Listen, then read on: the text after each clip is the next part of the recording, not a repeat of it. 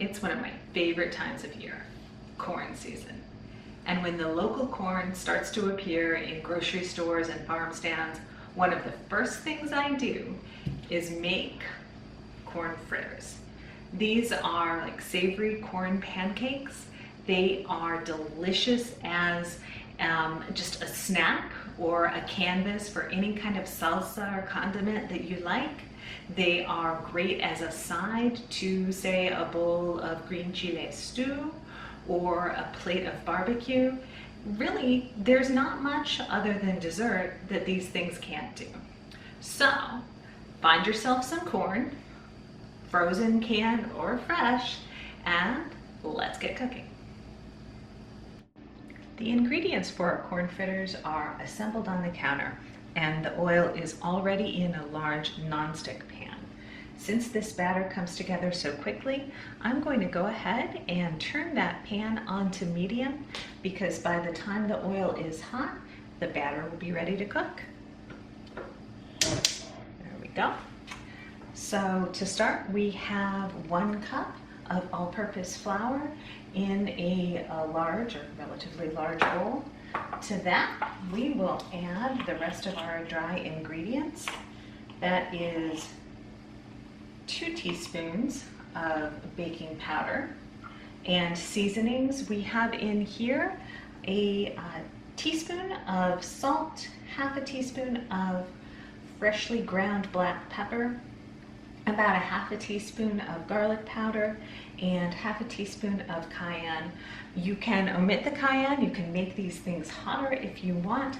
I actually go a little light on my cayenne pepper because I want to add something hot as a condiment, and some folks don't want anything spicy.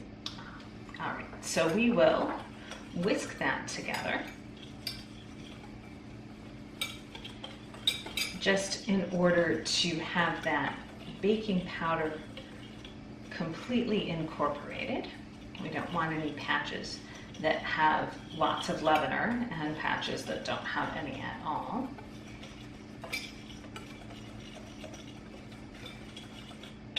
There we go. And now we're going to put together our wet ingredients. That's 2/3 of a cup of milk. Whole milk is great, but whatever you have on hand, to which we're going to add 2 eggs. 1,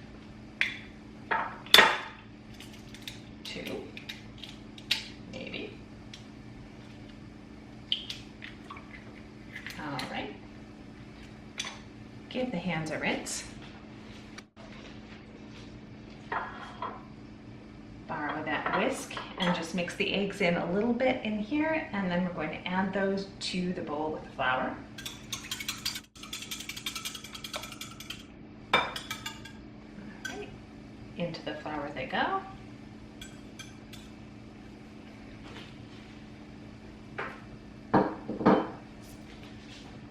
And we'll give this a quick whisk. Our leavener was already incorporated well, so we just need to make sure that we don't have any big clumps of flour in here.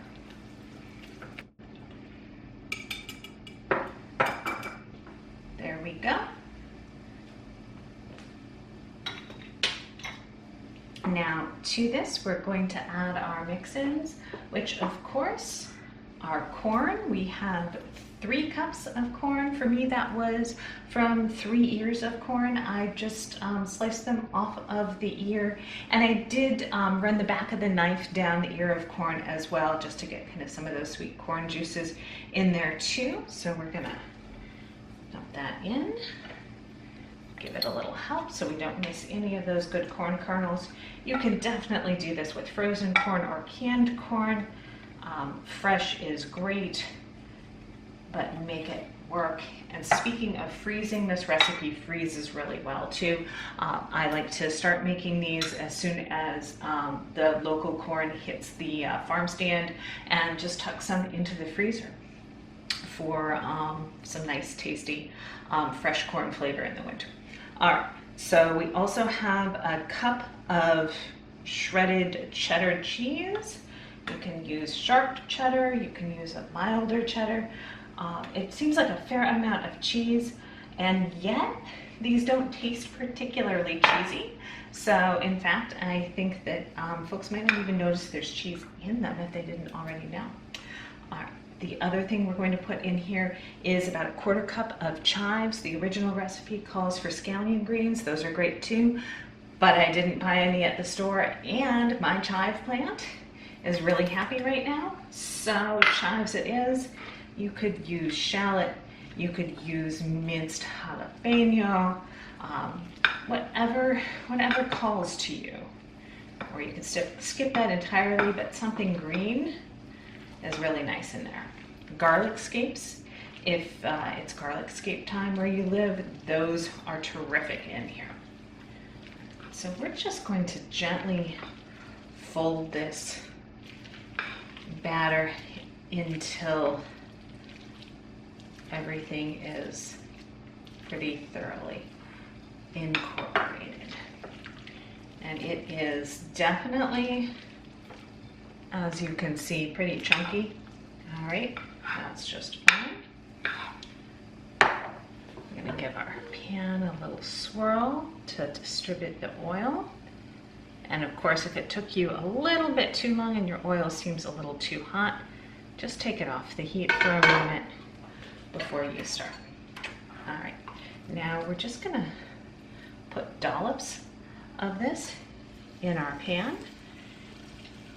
We don't need to get too fancy about it or too precious. Just get that batter into the pan, and we're going to let those cook until they're just golden brown on each side. These, by the way, will reheat really well in a just in the microwave or back in the pan or in a toaster oven or an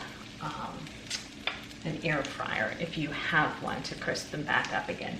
They're also pretty tasty at room temperature, so they make for a great barbecue or picnic food if you want to bring them to something like that. All right, we're gonna give these a few minutes on that first side and flip them when they're golden and cook them on the other side. We'll see them when they're coming out of the pan. Our corn fritters are nice and golden brown on both sides and ready to come out of the pan.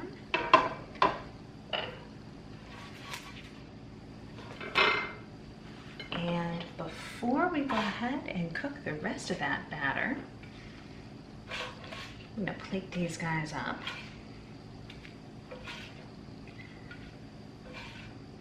And sneak a little taste for myself.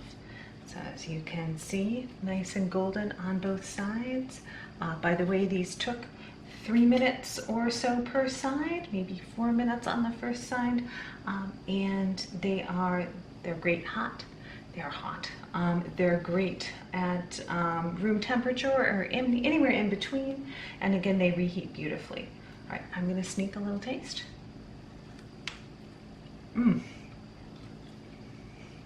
Delicious.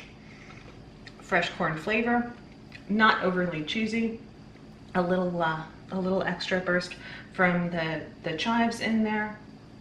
These are definitely something you want to try this summer. So we hope you do that and that you check back every Friday at 4 o'clock for a new recipe.